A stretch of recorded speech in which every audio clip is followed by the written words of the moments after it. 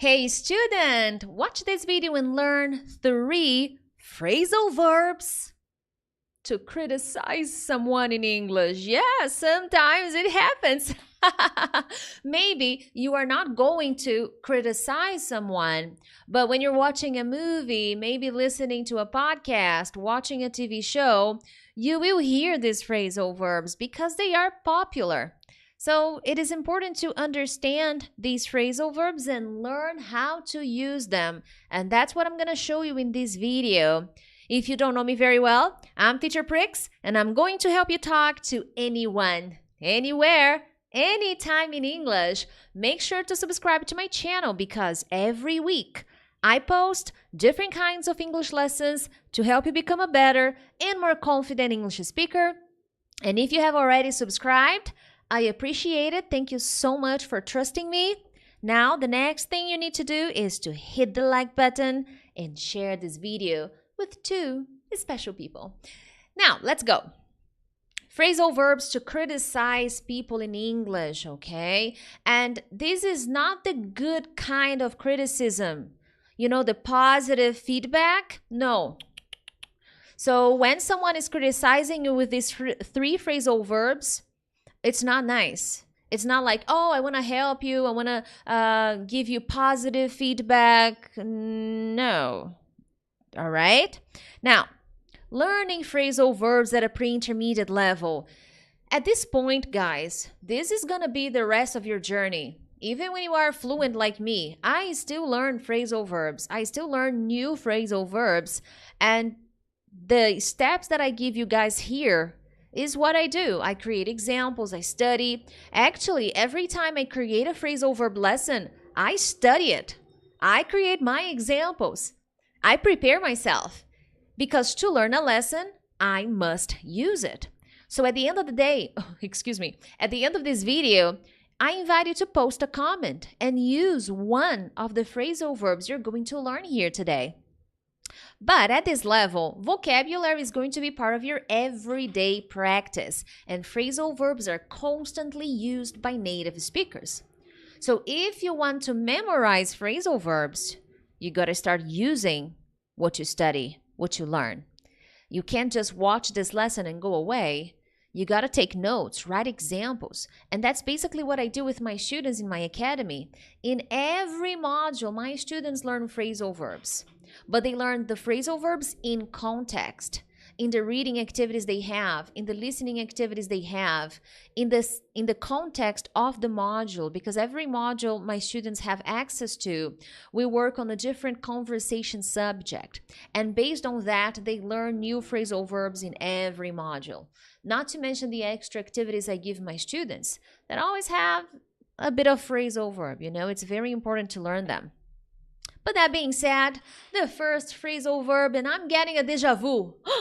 Did I do this already? I'm getting a déjà vu.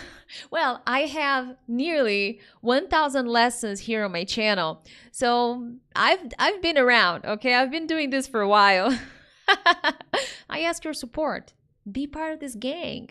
Now, guys, to tell somebody off. Oh, I love this one. This is my favorite, actually. No, there are 2. There are 3 phrasal verbs I'll show you.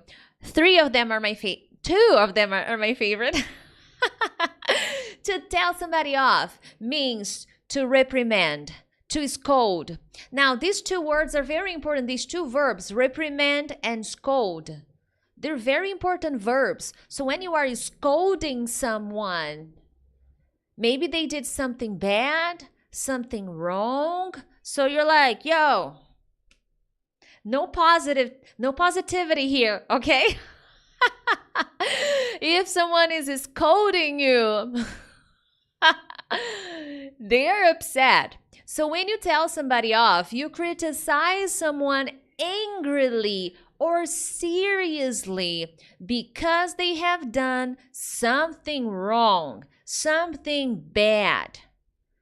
Example, my parents are always telling me off. My parents are all, not anymore, but I think when we are teenagers, we do a lot of things, a lot of bad things. We make many mistakes. So I think at this time in our lives, our parents, they really need to tell us off all the time. So this would be an example. Well, in my case, I was a really nice daughter, so my parents wouldn't tell me off so much. My brother, on the other hand, it was like every day, like 3 times a day, my parents would tell my brother off because he was often making mistakes or doing wrong things or lying or, being a rebellious teenager. So look at what I did now. I connected the phrasal verb with my life. I gave you an example. My parents are always telling me off, but this is not true to me. So I went back to my adolescence and I remember, well, my parents didn't used to tell me off so much because I was a good daughter. I was obedient. I was a good girl. My brother, on the other hand, oh my God, my parents would tell my brother off all the time. But, he was guilty. Oftentimes, he would be doing something wrong, cheating or skipping school. But he was a good kid. Okay? He was a teenager. It's natural. Another example, my boss always tells me off for being late. I feel bad, but I live so far away from the office. It's bad. I mean, it's wrong to get to work late. But if you live far away, it's not an excuse. Wake up earlier. But of course, there are things out of our control. Sometimes we get late because of unexpected traffic. So in either way, our boss is always telling me off for being late. So look at the preposition I use here. He tells me off for being late. So if you need a verb for the action that your boss or someone tells you off, this is the verb, this is the preposition you're going to use. He tells me off for cheating, for being late, for not finishing things on time. So that would be a good construction, a good structure, okay?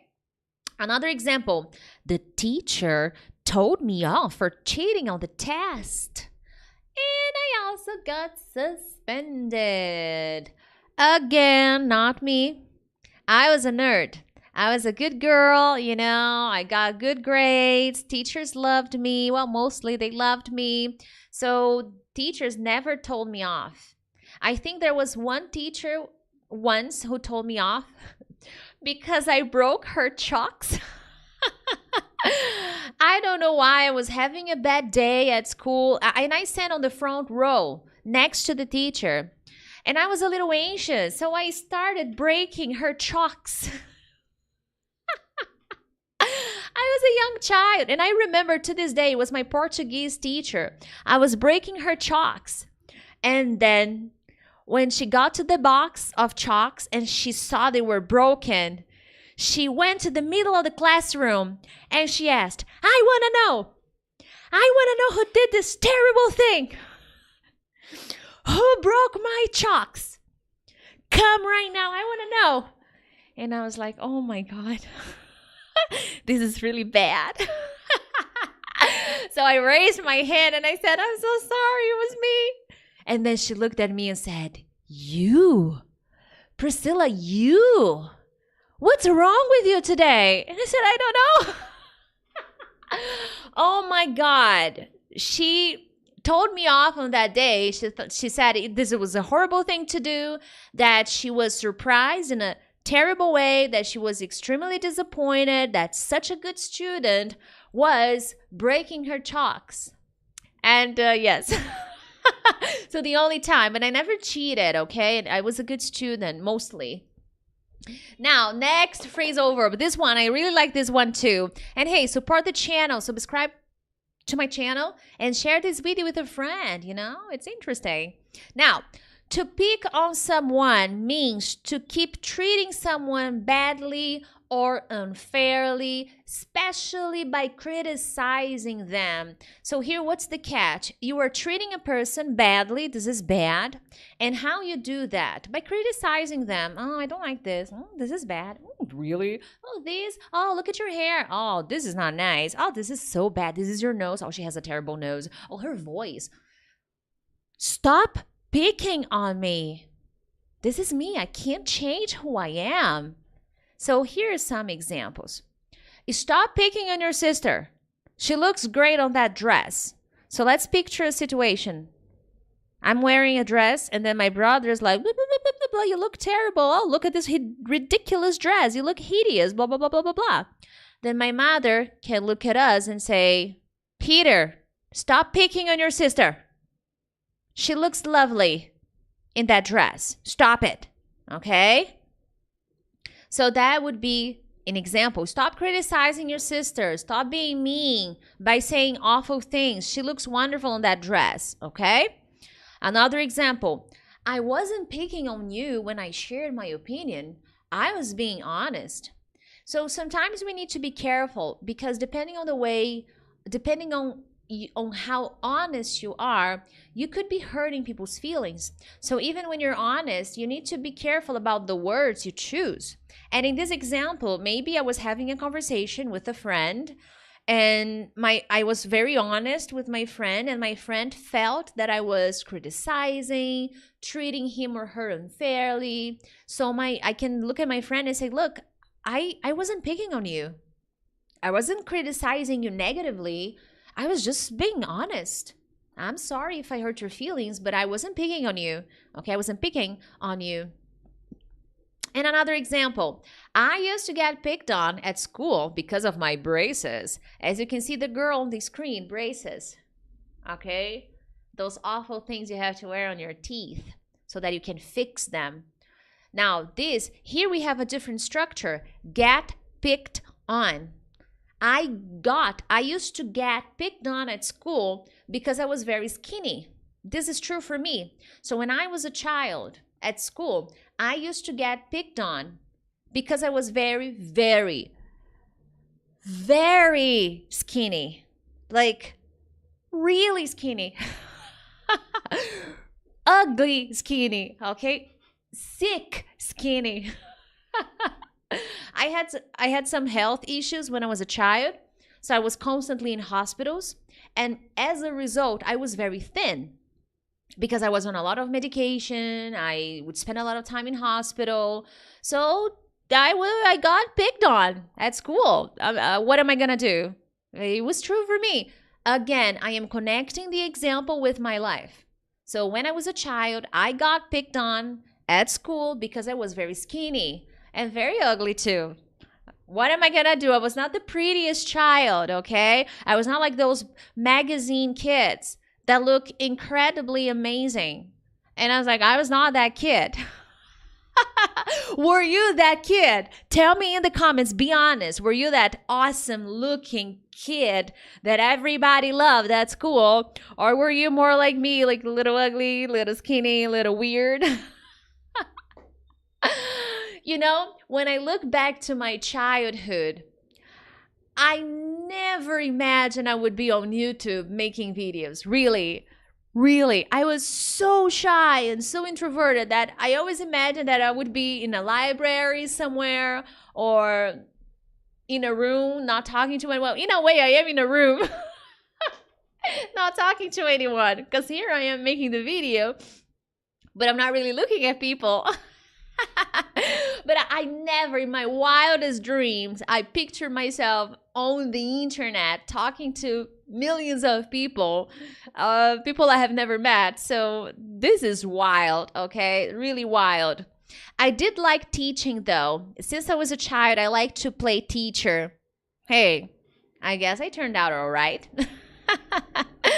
Guys, make sure to subscribe to my channel. When you subscribe, it helps the channel grow. And when you hit the like button, you help YouTube understand that this is a good video. So the more likes I get, the more YouTube understands that, hey, this is a good video. Let me share with other people. Let me recommend to other people. And if you want, here in the description of this video, I have some materials of mine, some short courses like my study plan, my phrasal verbs for conversations. So if you are interested, check the description of this video. But other than that, let's get going. Last phrasal verb of the day, to put somebody down. Bad. Don't do that. To put somebody down means to make someone feel stupid or unimportant because you are criticizing them. So your criticism, the way you are criticizing that person, makes that person, you put them down. You make them feel awful and terrible because you're putting them down. You're criticizing them in a negative way. As I said at the beginning of this lesson, these are not good phrasal verbs. It's not like, oh, it's good feedback. No. Okay? They're not going to make you better. This is criticism in a negative way. You're not being nice. You're not being considerate. So this is negative. So here are some examples. Hey, I don't want to hang out with Liz anymore. She's always putting me down and saying stuff that really makes me feel awful. Do you know people like that you can't be with because they're always putting you down, they're always criticizing you, so you're like, oh, I don't want to be that. I don't want to be with that person. She's always putting me down, and I don't want that. I want a good friend, an honest friend, but a friend that is not going to put me down. That's bad. I don't want that. I hope that never happens to you. But if it does, walk away. That person does not deserve your friendship. I'm saying. Another example. You're never there for me. Quite the opposite. You won't stop putting me down. What's wrong with you? Maybe you're angry at a friend. And then you're confronting that person like, yo, you're never there for me. Quite the opposite. You won't stop putting me down. You're always putting me down. So what's wrong with you? Are you really my friend? Because honestly, I don't think so. So there you have it. My friends, if you enjoyed this lesson, you know what to do. Subscribe, share this lesson with a friend. But other than that, I'll see you in the next one. Bye-bye.